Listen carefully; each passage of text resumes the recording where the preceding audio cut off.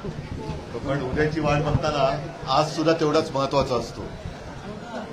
आणि आज सचिनजी तुम्ही तुमच्या सर्व जीवाभावाच्या कार्यकर्त्यांसह शिवसेनेमध्ये प्रवेश करतात. तुमचं मी स्वागत करतो.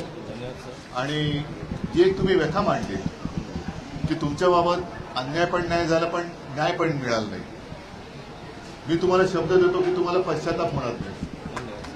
जे तुम्हाला एक अपेक्षित आहे.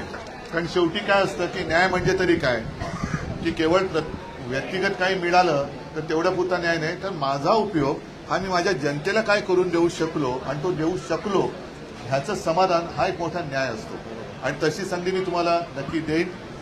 उद्याची आपण सर्व वाट बघतो आहोत. एकच जरा थोडीशी रुखरुख म्हणण्यापेक्षा काल जो बॉम्ब फुटला तो 4 दिवस आधी फुटला असता तर त्याचा स्फोट